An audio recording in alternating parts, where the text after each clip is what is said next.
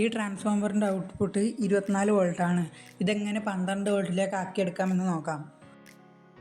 ആദ്യം IN5392 എന്ന diode വേണം.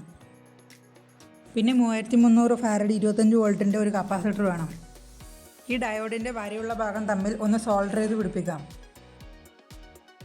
ഇനി ഈ കപ്പാസിറ്ററിൻ്റെ പോസിറ്റീവ് ഭാഗത്തേക്ക് നേരത്തെ സോൾഡർ ചെയ്ത് പിടിപ്പിച്ച 2 ഡയോഡും ഒന്ന് സോൾഡർ ചെയ്ത് വെച്ചു കൊടുക്കാം.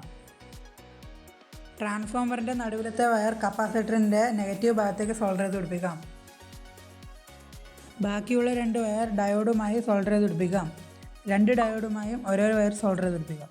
ഇങ്ങനെയാണ് ഇതിൻ്റെ കണക്ഷൻ. ട്രാൻസ്ഫോമറിൻ്റെ നടുവിലത്തെ വയർ കപ്പാസിറ്ററിൻ്റെ നെഗറ്റീവ് ഭാഗത്തേക്കും ബാക്കിയുള്ള 2 വയർ ഡയോഡിൽ നിന്ന് പോസിറ്റീവ് ഭാഗത്തേക്കുമാണ് കൊടുത്തിരിക്കുന്നത്. ഇനി ഇതിൽ നിന്ന് 2 വയർ എടുത്തിരിക്കുകയാണ്. അത് 12 വോൾട്ട് ഔട്ട്പുട്ടാണ്. ഇനി ട്രാൻസ്ഫോമറിൻ്റെ 2 വയർ AC 240 വോൾട്ടിലേക്ക് കൊടുത്തു നോക്കാം. ഇനി ഈ ഔട്ട്പുട്ട് 12 വോൾട്ട് ഒരു 12 വോൾട്ട് LED യുമായി കണക്ട് ചെയ്ത് നോക്കാം. LED നന്നായി തന്നെ വർക്കാവുന്നുണ്ട്.